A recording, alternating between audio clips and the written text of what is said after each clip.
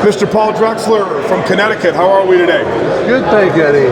Now, Paul is notably, for those of you that are following our channel, Paul is notably one of only two double Hall of Fame members that are at this show. So thank you for taking the time out of your schedule and traveling all the way here from Connecticut. Thank you, appreciate it. Paul, let me ask you this before we get into these works of art that you have here. What does the Iccs mean to you as a cue maker? It's a real opportunity to show some work that perhaps we wouldn't be prepared to do in a normal environment.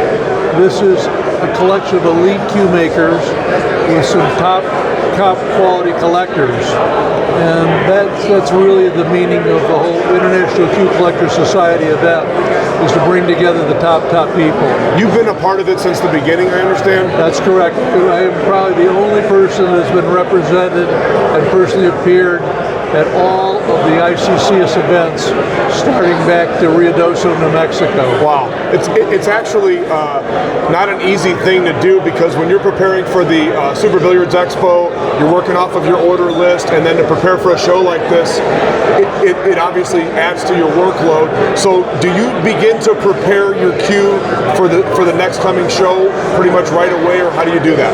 It really depends. In the past, it's been a challenge, because when they talk about a cue for the special collection, this year was white and silver. So just so you guys know, white and silver, let me show them the ceiling here one more time.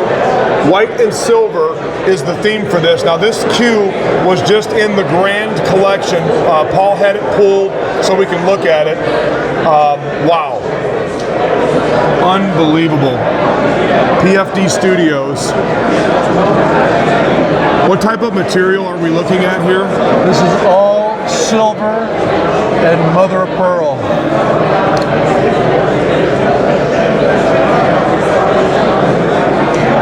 Now your wife and you work together hand in hand in the shop. That's correct. So on a piece like this, both of you would have worked together for the majority of the cue? I designed the cue predominantly, prepared everything for the cue itself, and then I turned it all over to my wife. Said, here's the design, here's the materials, here's the layout, here's the proportion and the scaling, and then she literally programs and cuts all the pieces, makes all the pockets, and glues everything in. At which point she gives it back to me. He gives it back to me to finish. What do you call this down here? This then is a Corinthian column that's all relief machined into the material for the butt cap. Wow. 2025 Iccs Special Collection. Any wild idea of, just if you had to put a guess on the amount of inlays in that? I'm sorry? Any wild idea on the amount of inlays in that cue? I know it's hard to pinpoint. Probably somewhere close to 1,000 or 1,200. So definitely over 1,000 plus inlays, potentially up to 1,200 inlays. Absolutely amazing. Well, if you look at something very simple, just like this, you'll notice the mother pearl, and there's 3 silver dots in each panel.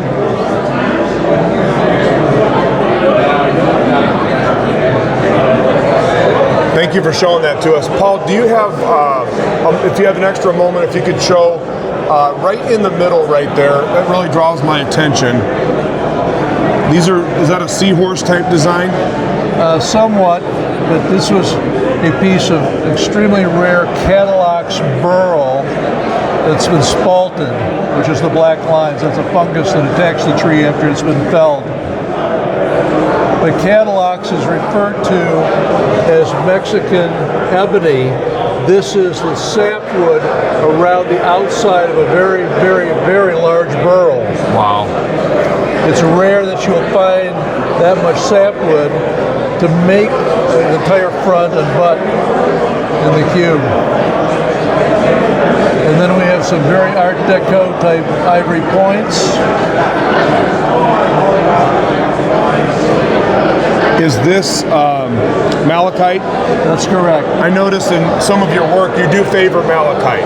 Malachite is a great material and adds a nice touch of green color to it. We've also used a number of other minerals, lapis lazuli, also sugilite, which is purple. There's a number of red coral, for example, and a number of hues. So it really depends upon the wood, the design, and the application. But again, we've got a relief machine engraved butt cap.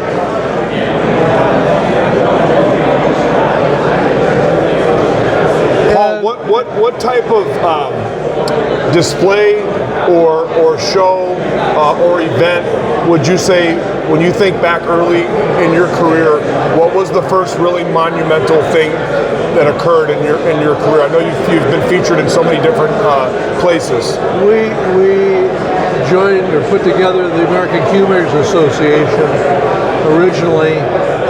Leonard Bloodworth had 2 preliminary meetings. I was at the second of those meetings before the ACA became an official organization. And we would take booth space at the BCA trade shows, which was a major way of introducing our work to the rest of the world, literally. And as a cue maker in the ACA, we had the opportunity to display one of our cues with a number of other cue makers as well. So we drew a lot of attention very early on as a result of the joining the American Cuemakers Association, putting that organization on the map. Amazing, absolutely amazing. Thank you for sharing that with us. Paul, you mentioned to me this one that's right here in the middle, that's a prototype of a 15-year anniversary? This was the original 10th anniversary prototype. Wow. And if you get a close-up on it, I don't know if you can see it, but there's all patterned silver. See the patterned silver, guys? That's done by design right there. In comparison to what they call straight line, that's patterned silver right there. It's a premium elephant wrap. Elephant wrap. Now, how come this particular elephant wrap feels so much better than anything I've ever felt? And I like this material a lot. This has a way smoother texture to it. Well, we took a premium piece of elephant ear. We literally applied it, sanded it down. Wow. Re-dyed it, and then finished it with a leather coating again. And that gave you that very smooth, uniform texture. Is that something that you've done before for people with their orders? I've never seen that, but I think it's amazing. It's an on-request item. That's super cool. Thank you for sharing that. And that was the 10th anniversary prototype. That progressed to the 15th anniversary. This was a prototype of the 15th anniversary cues. It's all silver and ivory. And here you can see that's all straight grain, very straight silver work. And an black Irish linen wrap. And this one is 3 high, 3 low, so a 6-point cue. The other one was a 6-point cue, but all high.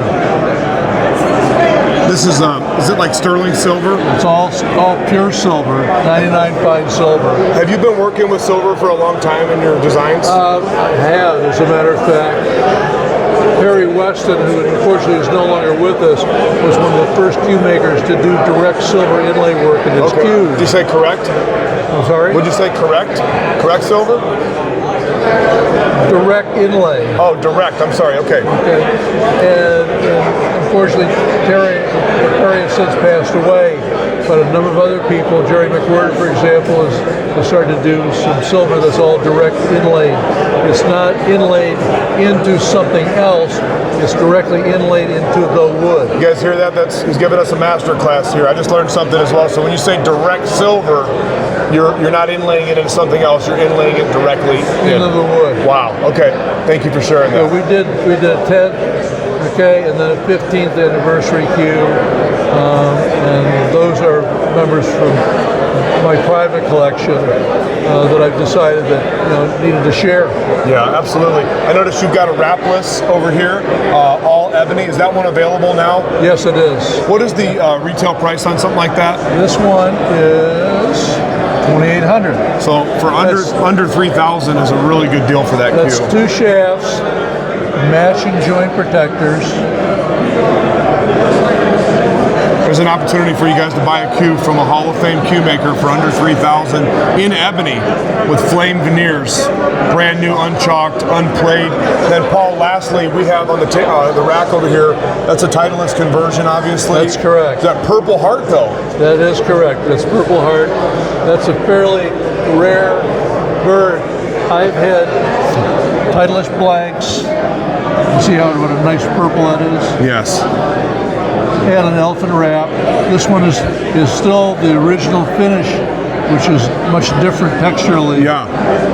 But I've had Titleist blanks out of Purple Heart. I've had them out of oak. I've had them out of palm. I've had one that was out of Goncalo Alves. Ah. And I've had several out of ebony.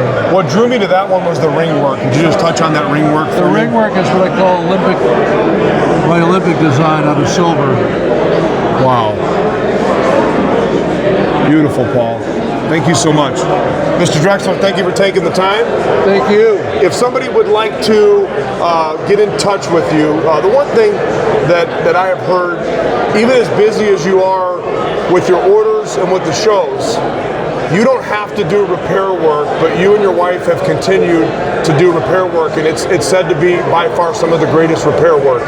There's certain people that won't let anybody but you touch a cue, and the crazy thing, that's the irony of it, is that people will ship you cues to refinish instead of shipping it to the cue maker. Have you continued in recent times now taking in work? I have slowed down significantly in doing that for a number of reasons, because I need to go back and focus more on some of my existing orders, custom orders. There are a select number of cues that I favor, the Cuemakers. Tim Scruggs is an example, Bill Stroud is an example, who are no longer with us. And someone needs to step in and be sensitive to not only refinishing their cue, but keeping it true to them. Awesome. And knowing that what you're going to turn back is what they would have produced to begin with. Well said, Paul. Thank you. So if they want to get in touch with you, what is the best way that people can get in touch with you? All of the information is up on our website under PFD Studios with an S.com. PFD Studios. All right. Last but not least, now I'm going to throw you a curveball. Give me one really cool historical story about any celebrity that you've had any interaction with. I know, for instance, you've done some things with like Paul Newman and so on. Give us just one of your favorite celebrity stories in relation to your cues.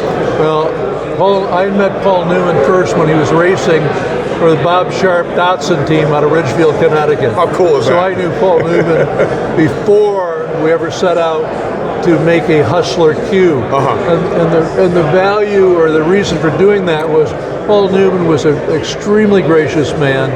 He created the Hole in the Wall Gang Camp to benefit children who are suffering from life-threatening illnesses, who would be precluded from having a normal camping experience under any other circumstances. He has 2 campers, a male and female, assigned to every attendee, every camper. He has a full staff of nurse, doctors, and virtually an on-site hospital operating room for kids in critical need there, because parents would be very reluctant to just send their kid off to any camp. That's number one. Number two is that the campers pay nothing. Amazing. It used to be, now I'm sure it's more, but it used to be $2,000 per camper per week. Parents and campers pay nothing. He's a very generous man. Extremely. And I saw this as an opportunity to give back. And Paul was very gracious in signing the cue. We wrapped a band, if you will, around the wrap section of the cue, starting at the very bottom, that replicated a 35mm film strip. Wow. And we had access to the original film, was offered to us to complete this project. And we took images from the actual film and Sandra Brady was the premier scrimshander, especially when it comes to color, did all of the scrimshaw based upon those images. And there's one image, in fact, I shared it with Sandra earlier, that she was very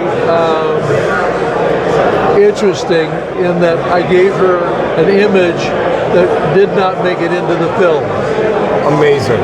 There was an image of Paul Newman picking up Piper Laurie after she committed suicide and carrying her away in his arms, and that image never made it into the movie, but it's on that cue. I figured you'd have an interesting story. We're going to drop the mic with that. It's hard to beat that one. Thank you, Mr. Drexler. Thank you. Thank you so much. Thank PFD you, Studios, the man, the myth, and the legend from Connecticut. 2025 International Cue Collectors Show.